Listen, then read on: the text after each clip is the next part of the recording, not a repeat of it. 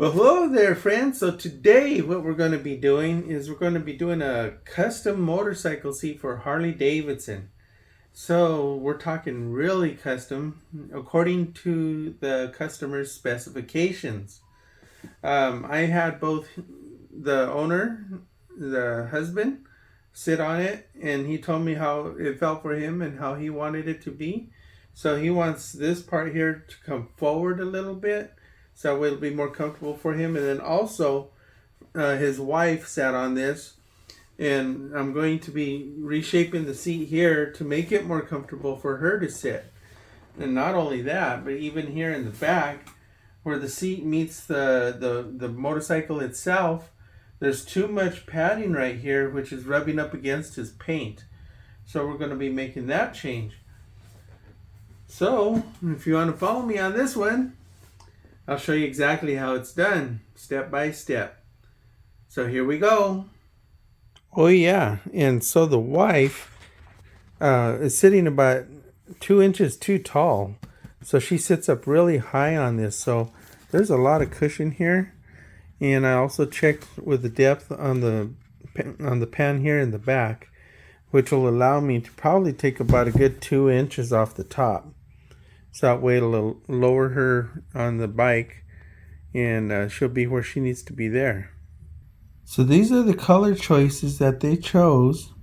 Aspen Black Extreme Advantage Auto Vinyl. And what that looks like this. So it's pretty heavy green, dark, almost black.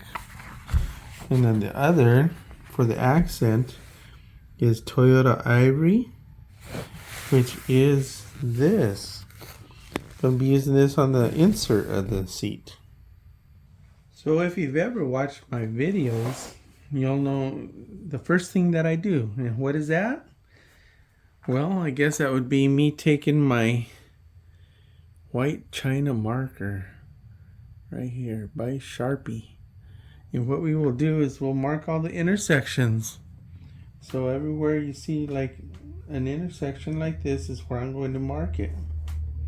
That way I can, when I make my new patterns, I know how it goes back together. So when you have a long area like this, I usually go somewhere in the middle.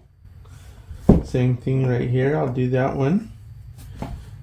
And I can see there's an intersection right there.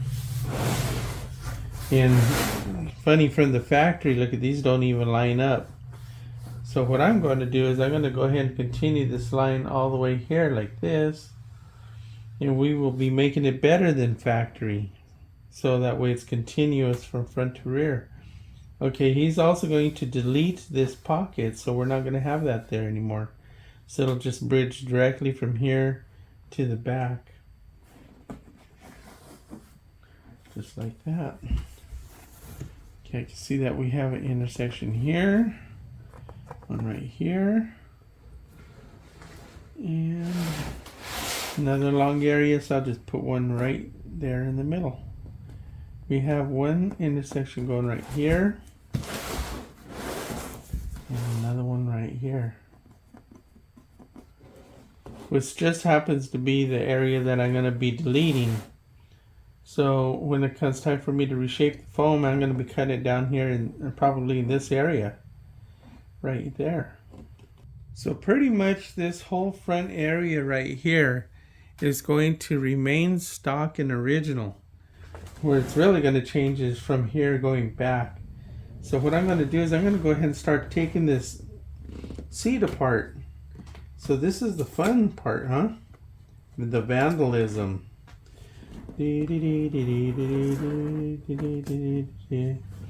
Legal vandalism. Okay, so only do this to the customer's seat that you're working on, okay? Don't go up to some stranger's motorcycle and do this, okay? Not allowed. So I'm going to go ahead and just take it apart at the seams. Just like this.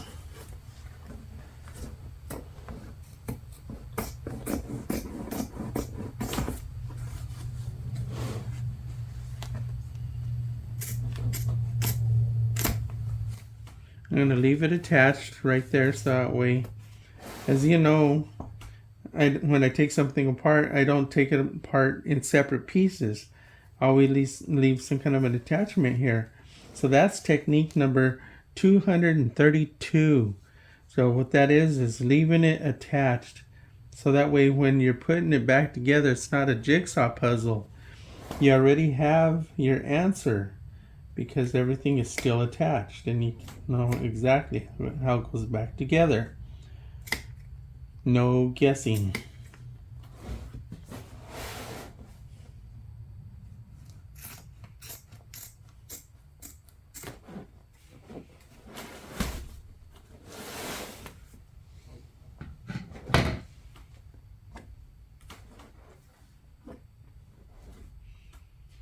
So I know that some of you out there are going to say, well, okay, well, what happens if you're cutting it like that with the scissors? What happens to the seam allowance? Okay, well, because this is a motorcycle seat and you really want the seat cover to sit tight, fit tight anyway, the sewing allowance is not going to be so important. But what I will do is when I go to make my new pattern, you'll see the seam allowance right here as an example. What I do is I just add that back into the cut. So right here where I made the cut, I will just add in that other 3/8 of an inch that's missing. That's the only difference.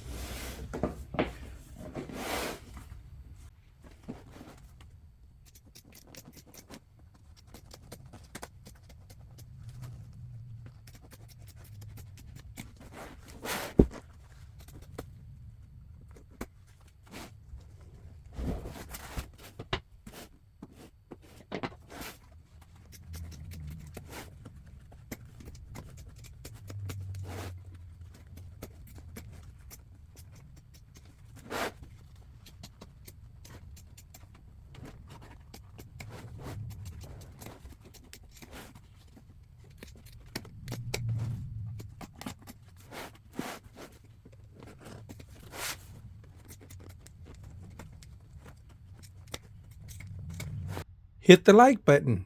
Do it now.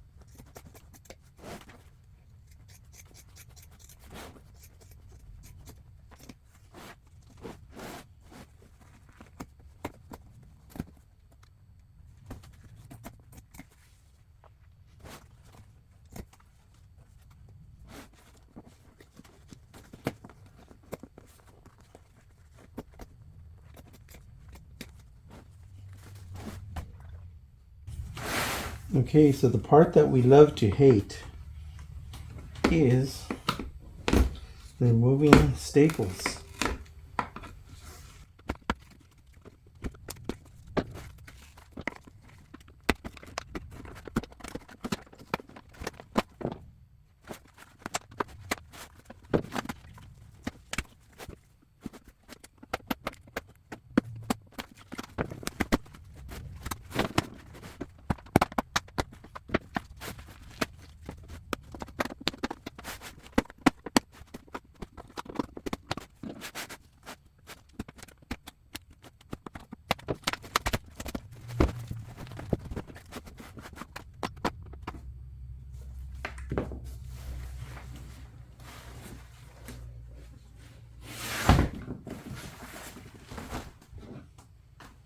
Now this is what I'm talking about. See, we have all of our patterns here, but as you can see, they're all still connected.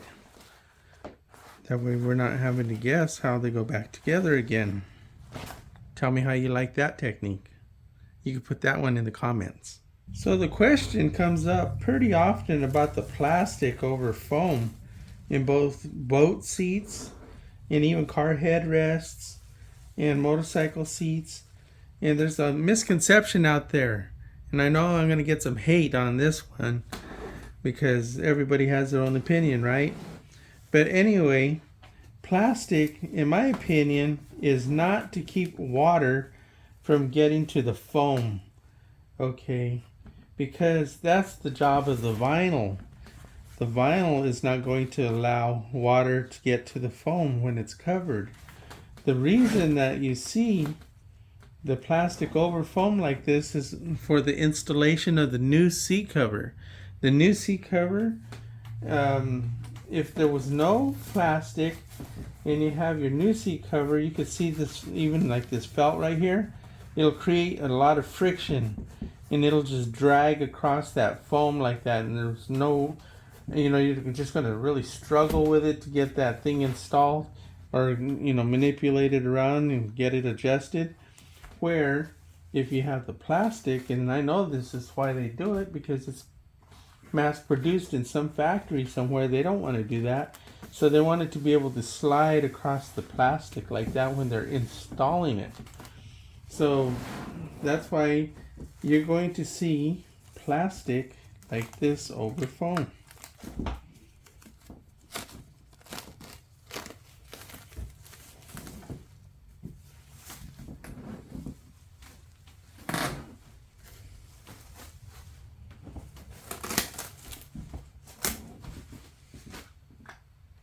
So the changes I'm going to be making to the foam, once again, I'm going to be lowering this area here, that 2 inches, and I'm going to be making a relief cut right here on both sides.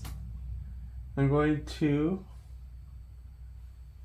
leave most of this here because this is actually going to be going forward now,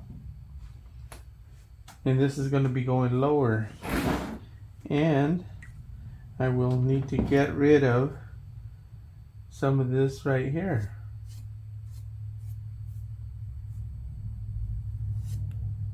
So now what I'll be using is this, and I'm going to be showing you about technique number 394. So that is cutting foam with a hacksaw blade. Okay, the rocket scientists out there always ask me, well, how many teeth per inch blade do you use, or what's important for this and that? And I tell them, I say, well, it doesn't matter how many teeth per inch you have, it's still going to cut into the foam. So basically my answer in the comments is always that I just grab the closest hacksaw blade that I have within reach. So just as that example is, I have hacksaw blades. So just grab the nearest one I can reach. And this is what we're going to be using for cutting. And you can find that video in my channel about not using a bread cutter to cut foam.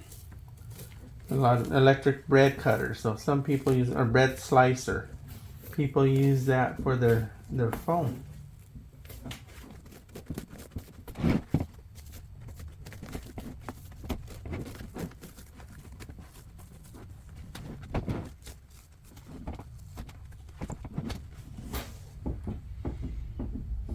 So I got my mark all the way around here. I know I'm going to be cutting, so I think that's where I'm going to start first. Is I'm going to focus on getting that 2 inches or so, at least I'm calling it 2 inches.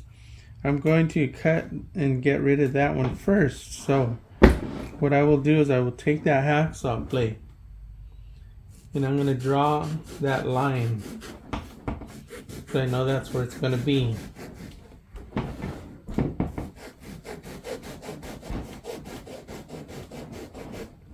Just go all the way around the edge first.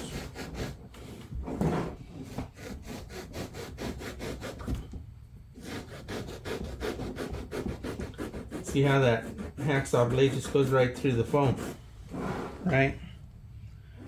Okay, so that's my first initial cut.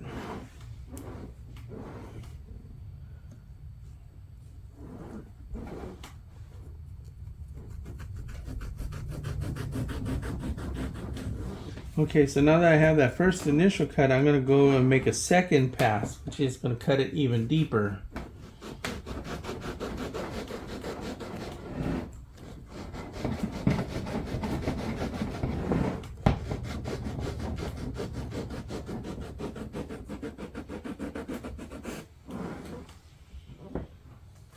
Now that I have it cut pretty deep, I'm just going to go right down the middle.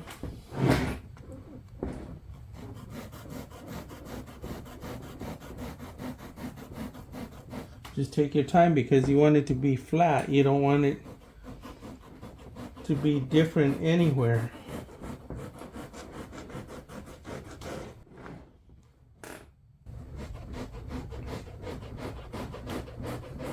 Okay, you see how that's coming out pretty good? Okay, so I'm going to leave this one here.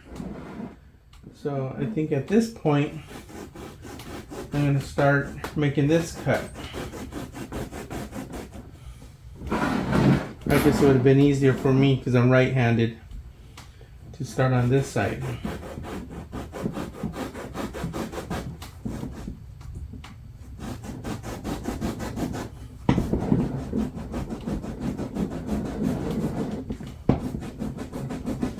So this is where the artist in you comes in. You're a sculptor now. You're Leonardo da Vinci.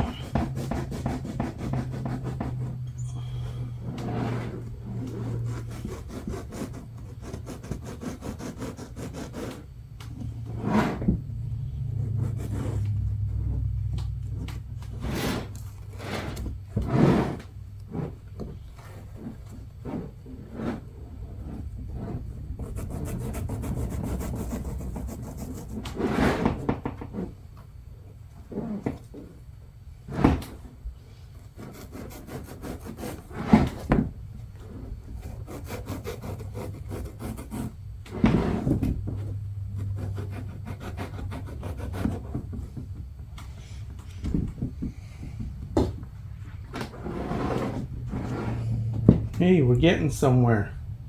I'm going to go ahead and continue the sculpting.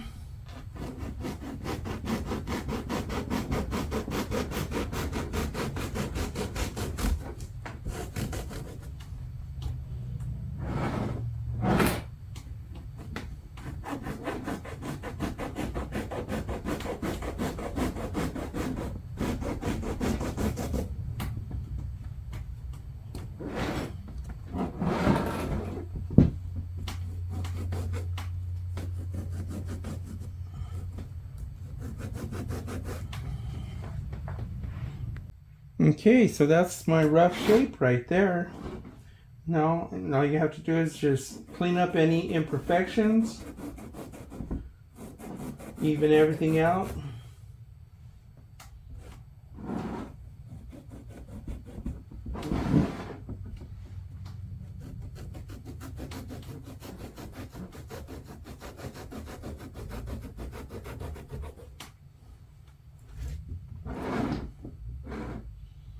That's looking pretty good. So at this point, there's several things that you can do.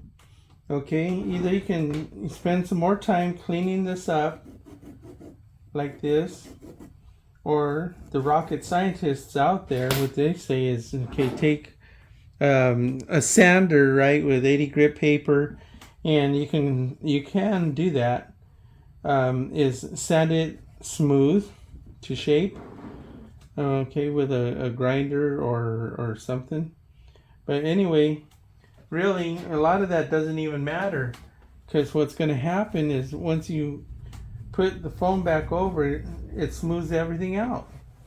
So I don't know how much time you want to spend on something, but I don't have that kind of time because I gotta move on to other projects because I need to keep happy customers.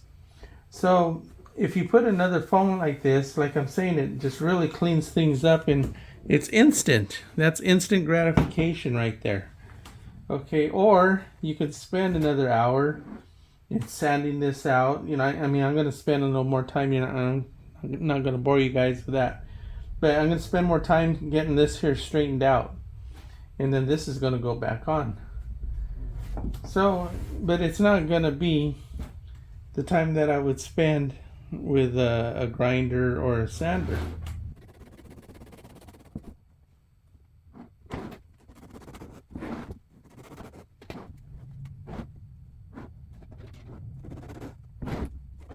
So now that I got this cut open here, okay, doing some surgery, some serious surgery here, huh? With no blood anyway. So I'm going to take some of that extra foam. I'm going to jam it in there like that. And I think that's going to do what he wants. It's going to push this forward, right? So it's going to push this forward. So I'm going to go ahead and glue that in.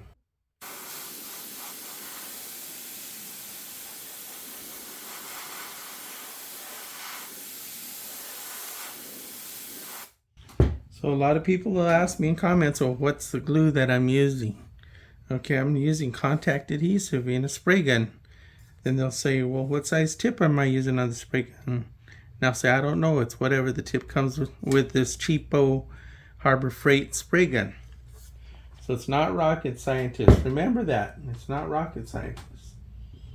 Okay, so the other thing is, how long do I let the glue sit before I put the two pieces together? And with foam, I don't wait. I put it together right away because they're both sticky and they're gonna both stick to each other because they're both soft and soft, not soft and hard. So if it was soft to hard like wood or plastic or metal, you probably let it sit right between 5 and 10 minutes, let it dry before you put the two pieces together.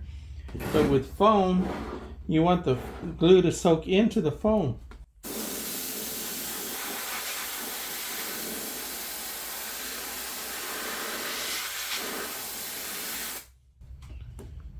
And then, no waiting. Just put it back together.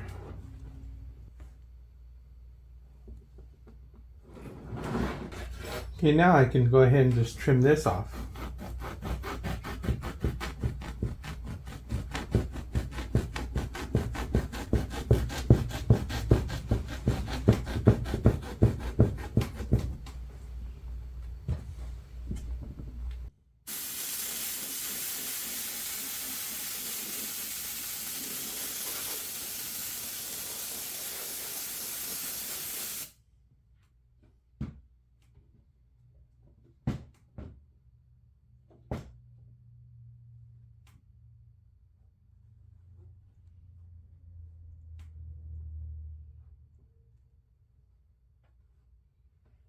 So you can see I really didn't sand anything. You don't see any sandpaper or grinder or anything, right? Because I believe that it's not really necessary. So, I mean, I've been doing this for 44 years and I've never had a complaint.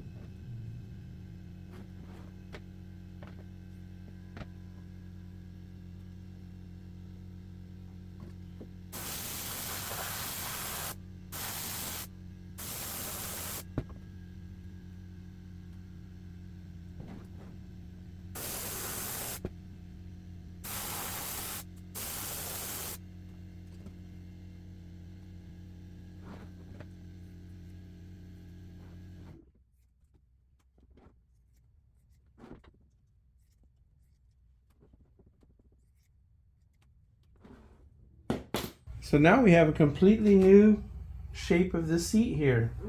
I'm going to have to make new patterns, which means fabricating, which means making something from nothing. So I'm going to have to make my own patterns. Last thing I have to do is just trim this out right here.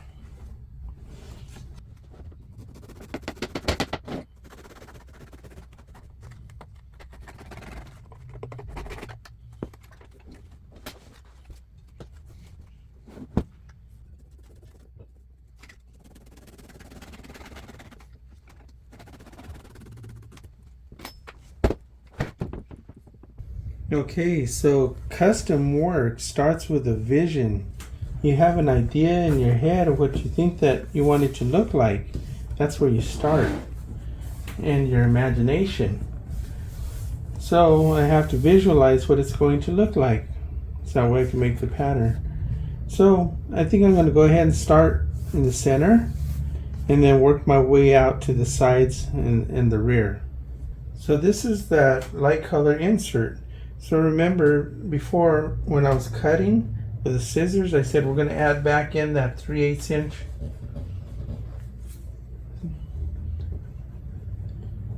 So that's the sewing allowance right there next to 3/8 inch. We're going to add that back in.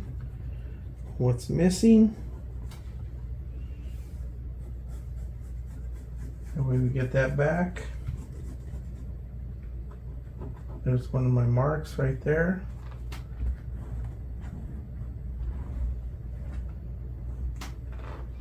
Okay.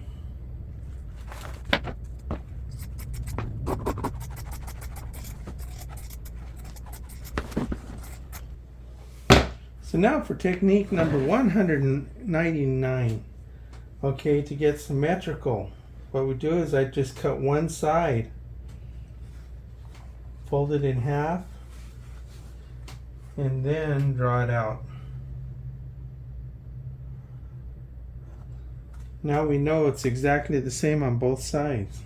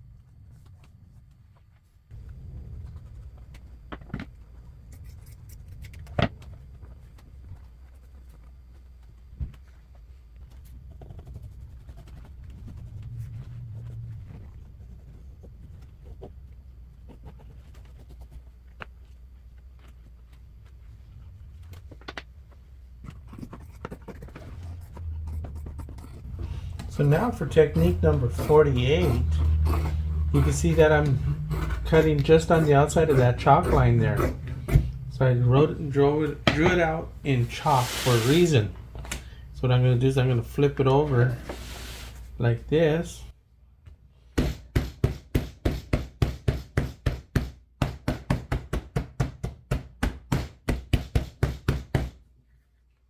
And look at that. Got a left and a right now.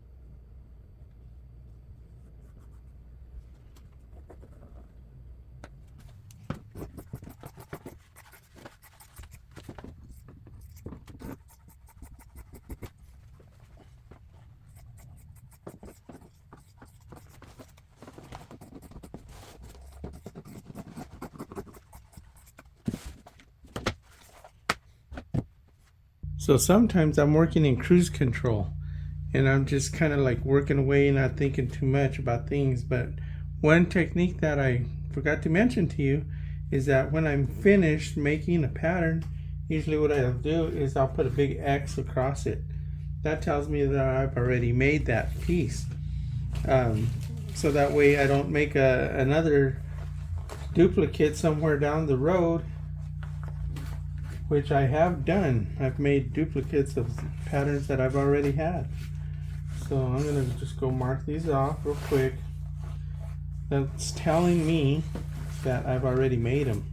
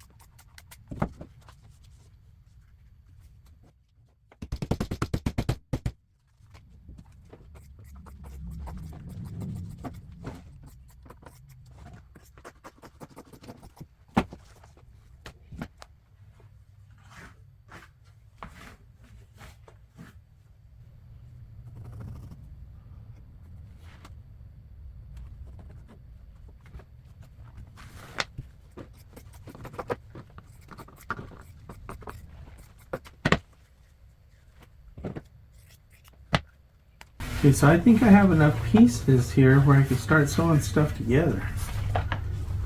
So I think I will start here with the middle. The customer had requested a beaver color thread for everything, so that includes a top stitch. So that's what I'm going to do.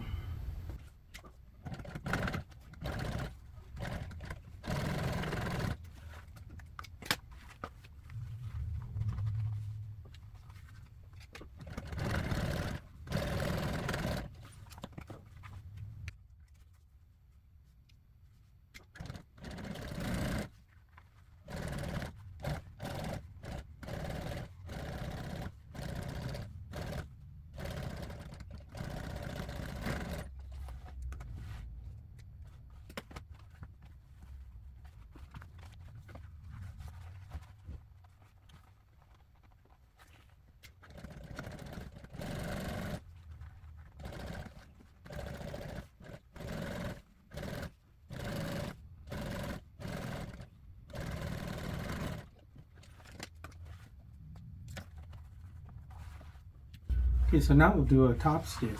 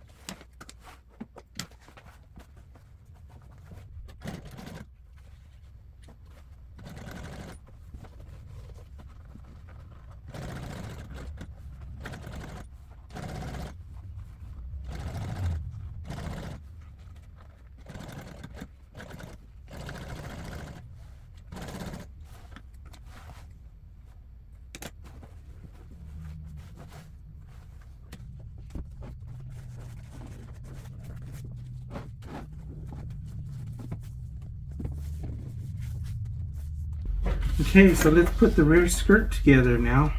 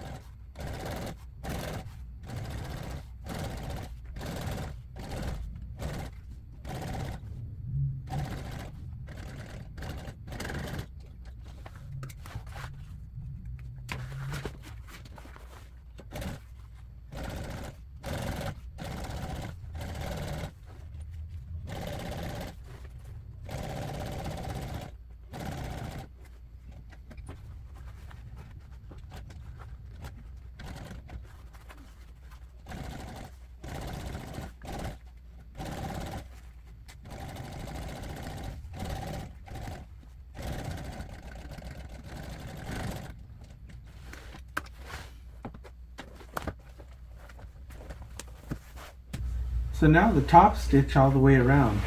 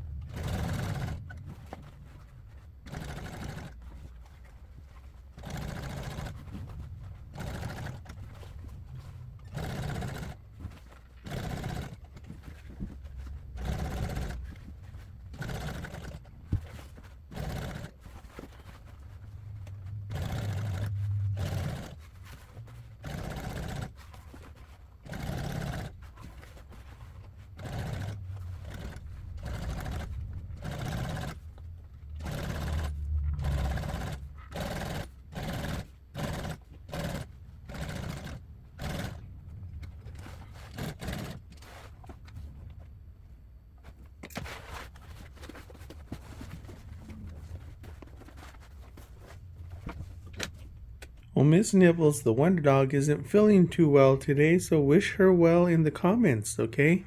Nibbles, she loves her fans. Okay, so this is what we got so far. Not too bad for preliminary. No, I just have to make all the bottom pieces, so let's do that next.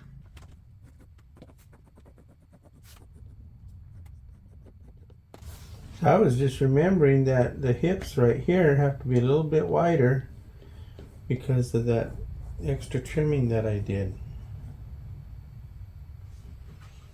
on the side. The rear where the seat meets the paint of the bike.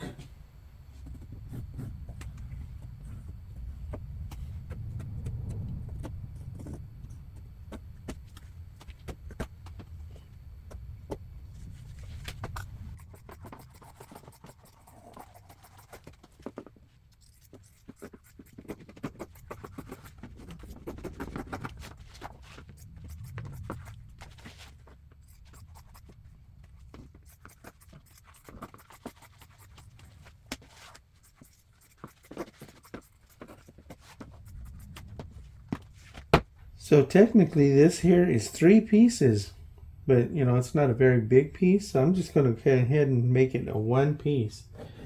one thing I'm going to do is I'm going to put this one here extra long, so that way I don't come up short when I go to sew everything together.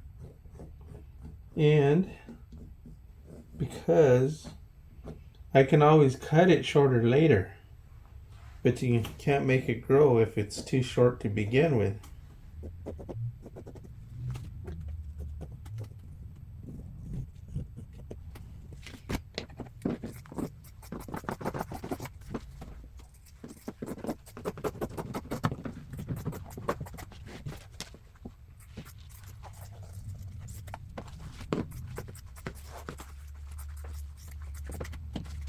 So just like always, let's find our center. So what we do is we fold it in half, mark it. What I do is I mark it on both sides. So that's our center right there. I also mark it on the back. Let's do the same to the other piece here. Fold it in half.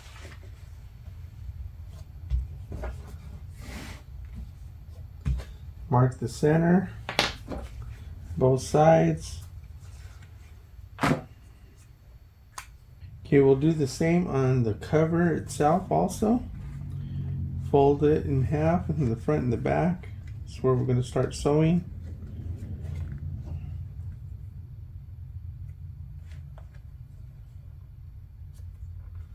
Mark both sides. Same thing with the back. We'll go with white chalk on the black. So we can see that that's the center right there. Make sure that's marked. Also mark it on the other side. Just like that. And that's where we're going to start sewing. We'll start from the center and work our way out.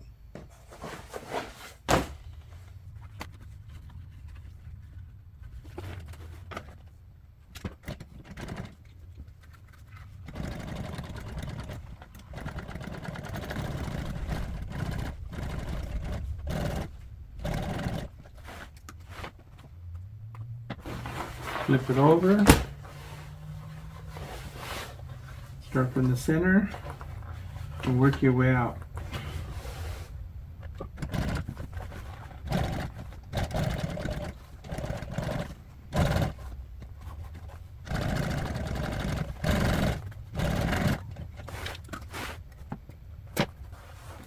Okay, so now we'll do the same for the rear. Start at the center and work our way out.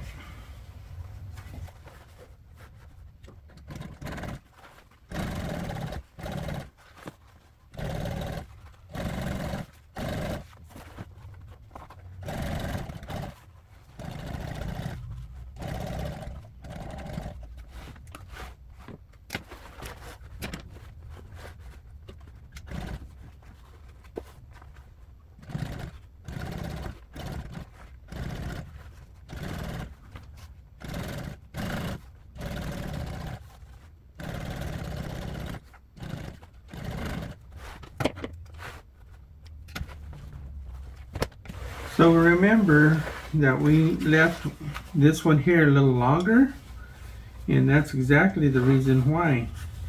So if you think about it, if I would have cut it where it was supposed to be, it would be short. It would be there, but you know what? I allowed for that extra material, which was a good thing. So in this case, I was saved.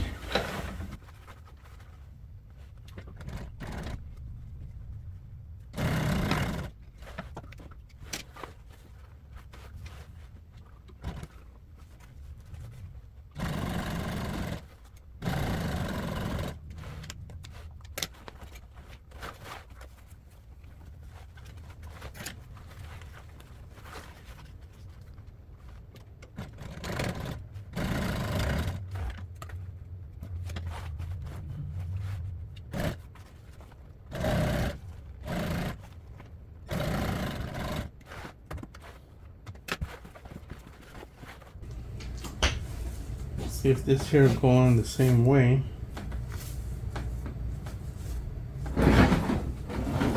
Yep, I guess that was it.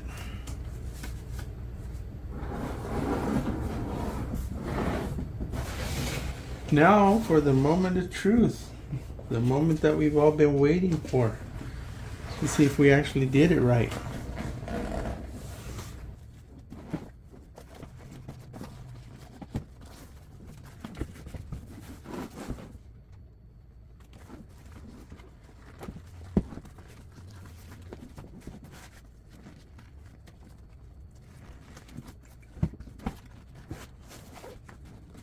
So you see how easily that just went on with the help of the plastic.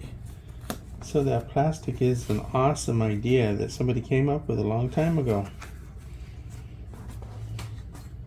Next is technique number 175. Okay, what that is laying something on your table, something soft, maybe something well used like this one right here is an old blanket. And what that is whenever you're working on something like this motorcycle seat here, see the motorcycle seats, they have this hard plastic edges. So sometimes if you're working on a hard wood table, what'll happen is that hard edge right there will cut a hole right into the vinyl. So we don't want any tragedies like that. So the first thing I'm going to fasten down is going to be this one right here. I'm going to pull and staple this. But this vinyl is a little cold and hard. So we're going to add some heat to the vinyl. We're going to get it to stretch.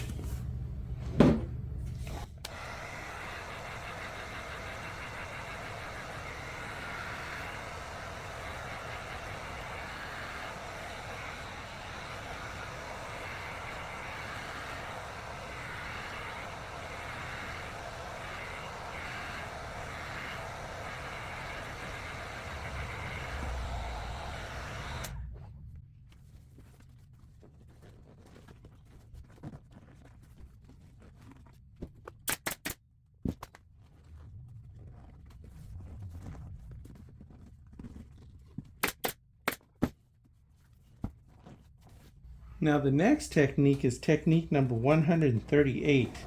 What we need to do is we need to make sure that the center of the cover here is with the center of the pan. So I marked the pan center. So we're going to match up those lines there.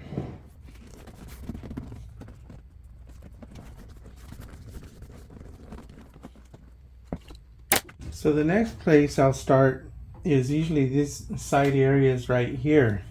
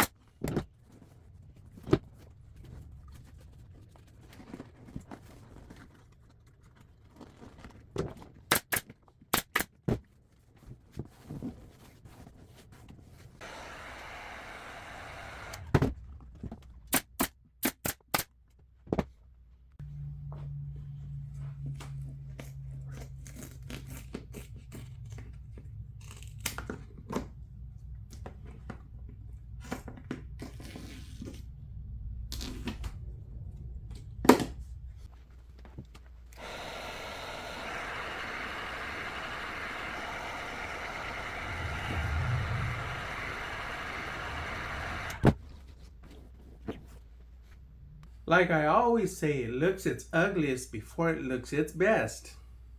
Mm-hmm. Uh-huh. Yep. Yep. So anyway, like I was saying,